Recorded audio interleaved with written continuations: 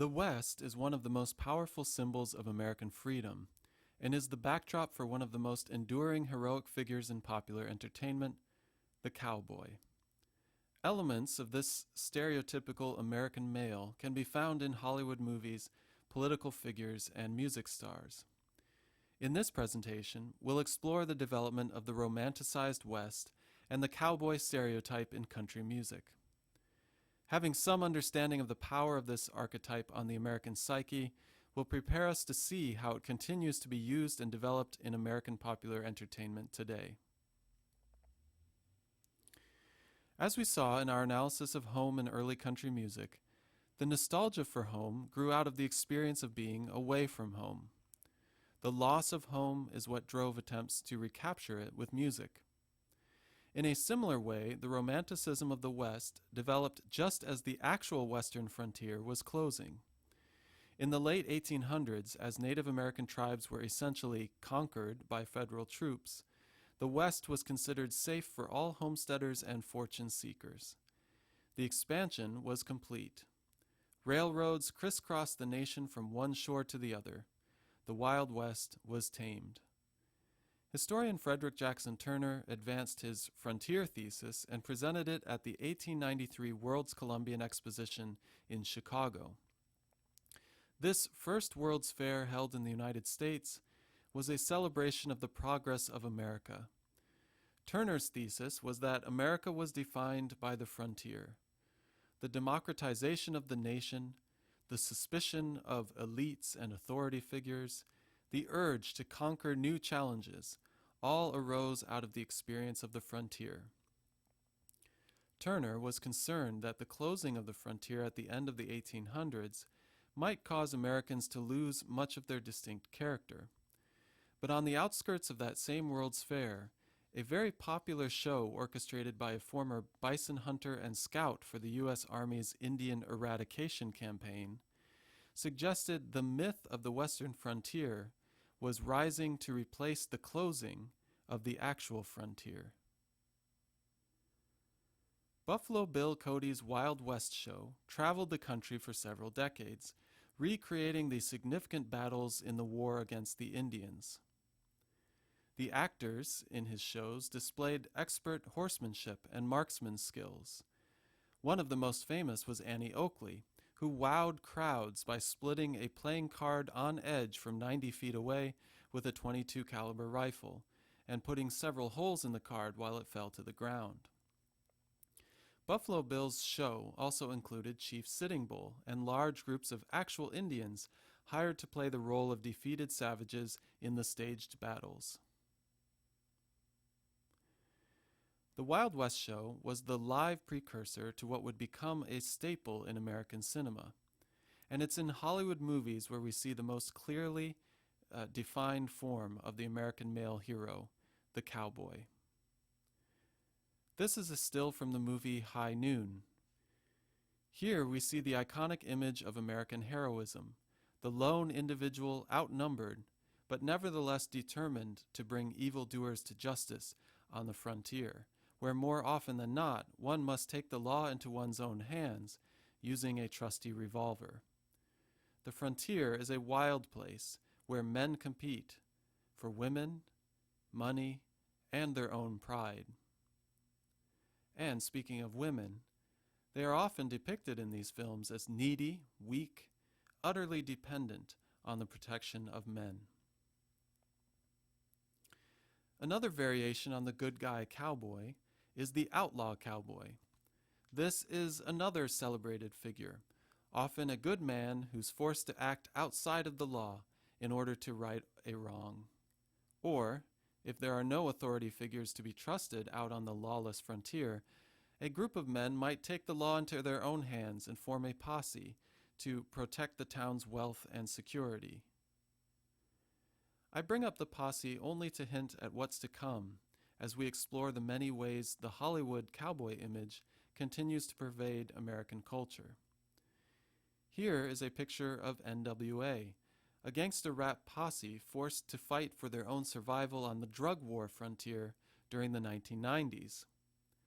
In the midst of a crack cocaine economic boom on the streets of LA, Gangs took matters of protection into their own hands in a competitive drug market where the police and other rivals were out to take their business and their livelihood away from them. We'll return to this scene later in the course. For now, let's see how this cowboy image developed in country music of the 1940s and 1950s. The most popular archetypal character in many Hollywood movies of the 1930s and 1940s was the singing cowboy.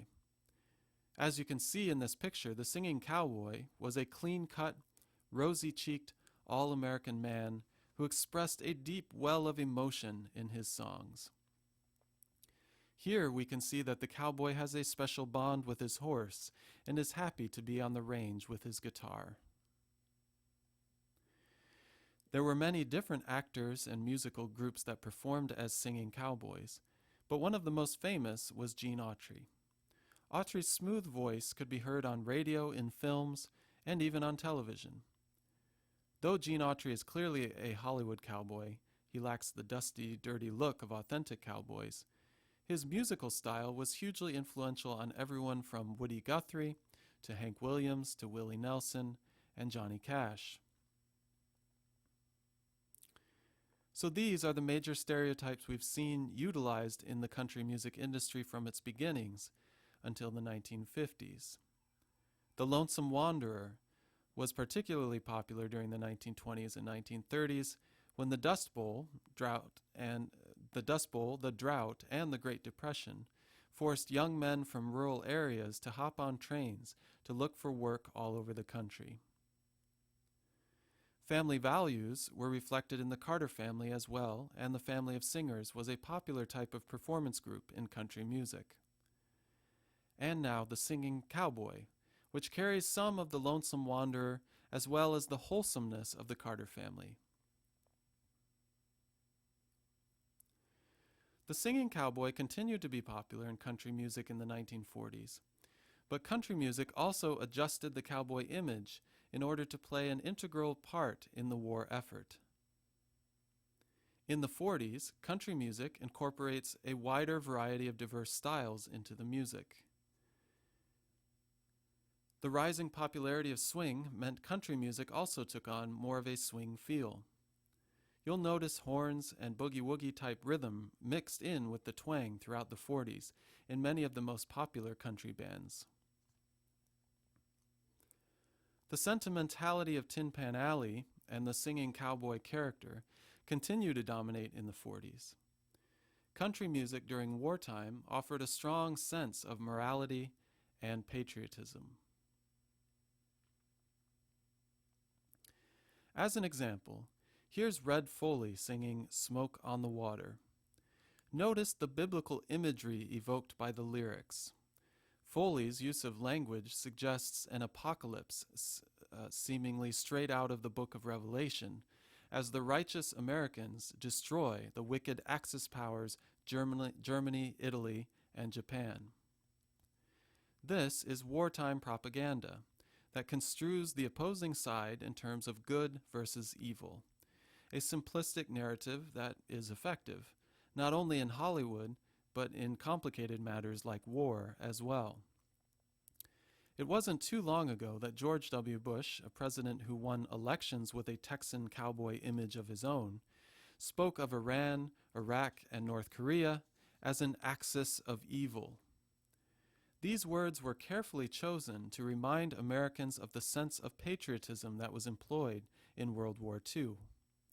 For Bush, a war on terror was difficult to define for Americans, so recalling the Axis powers of World War II was Bush's attempt to cast this 21st century engagement as another kind of righteous war, a simple matter of the good guys versus the bad guys.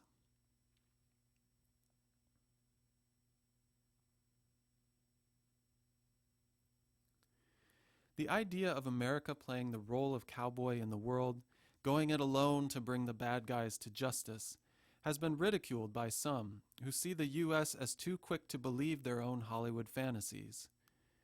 In one of the most memorable scenes in movies, director Stanley Kubrick satirizes America and the nuclear arms race with a final scene showing an American airman who rides a nuclear bomb all the way to the ground, waving his cowboy hat like he's riding a bucking bronco.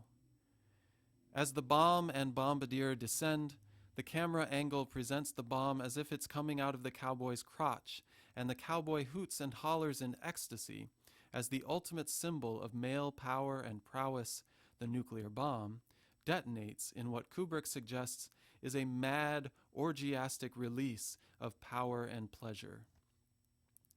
Kubrick's exaggeration of the cliché Hollywood cowboy bringing justice to the frontier with his six-shooter is quite an effective depiction of the dangers of America's cowboy fantasy when applied to foreign relations.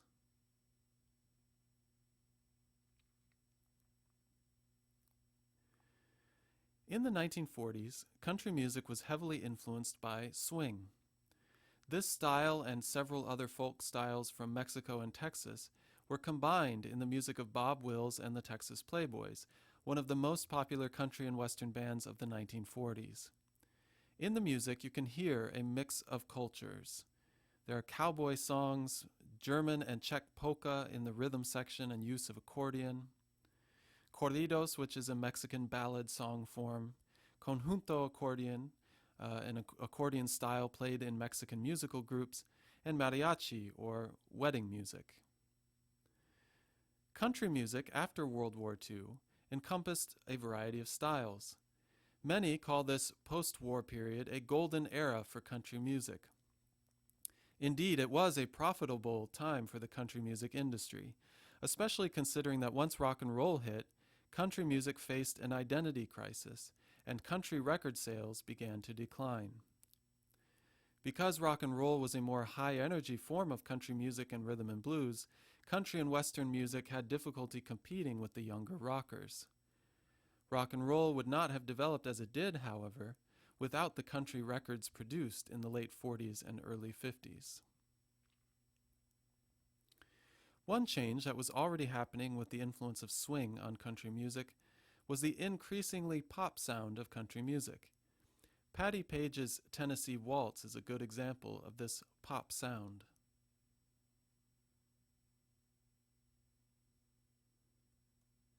Country crooners like Eddie Arnold also helped increase the mainstream popularity of country music.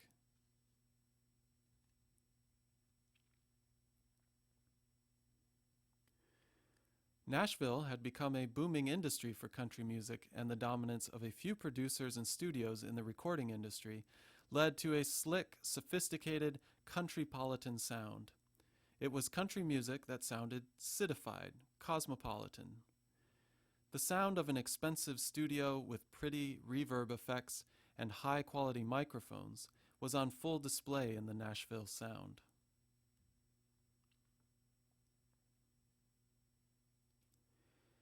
Bluegrass was another popular form of country music after the war, and has had a resurgence in the last decade as well. Bill Monroe is one of the most important performers in bluegrass recordings.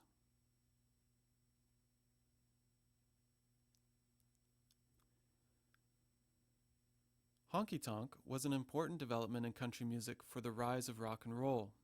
It was dance music for small bars called honky-tonks. These bars were common in the oil towns of Texas, where workers would come to drink away the struggles of working life. Often the songs are about drinking and women troubles.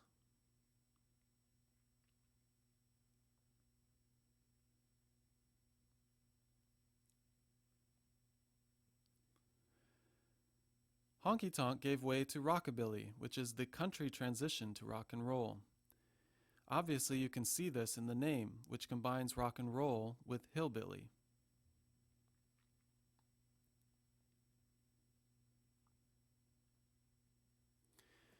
Hank Williams was a big influence on many of the early rock and roll stars. He carried the torch from the early country music of Jimmie Rodgers to the beginnings of rock.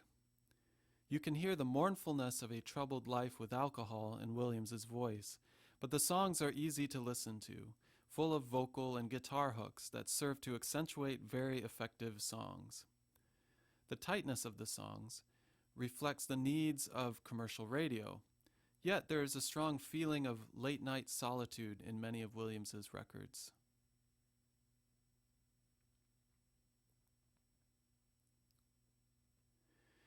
I want to conclude this presentation on the development of the cowboy and the impact of the West on the American psyche with two songs written in 1952. They are honky-tonk songs that raise questions about the stereotypical roles men and women played in country music.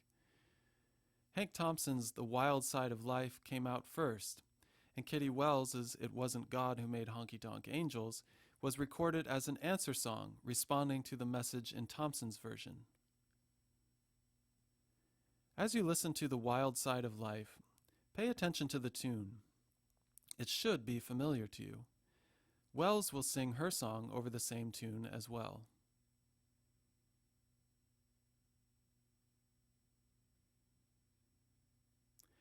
In The Wild Side of Life, the singer is berating his woman for being led astray into a life of sin. He casts himself as the perfect guy for her, but she rejected that life, the possibility to enter domestic bliss as a wife in favor of the gay nightlife. Of course, gay in this case does not mean what it means today. Basically, she's become a party girl. Thompson's "I didn't know God made honky-tonk angels" line is a snide comment, suggesting she's not an angel at all if she's spending her time with a bunch of men at the honky-tonk bars.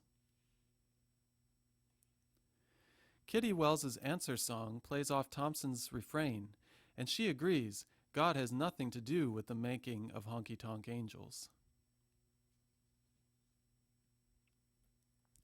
Wells's musical response was wildly popular and displays a social awareness about the roles men and women are expected to play in relationships, as well as in country music. This was an early version of a kind of feminist critique of the male cowboy stereotype. Over the last few years, country radio has seen an increase in women singers questioning the way they are presented as well. The dominance of so-called bro country has led to a pushback from some famous female singers, including Miranda Lambert, Brandy Clark, Carrie Underwood, Maddie and Tay, and more. We will look at how women are fighting back against gender stereotypes in country music toward the end of this course. For now, we can at least see how some of these images of American masculinity and power developed out of the myth of the American West and the heroic archetype of the cowboy.